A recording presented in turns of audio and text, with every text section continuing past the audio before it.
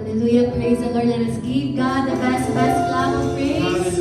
Uli po natin siyang pasalamatan sa katagumpayan sa gabi po ito. Sa iyo ang lahat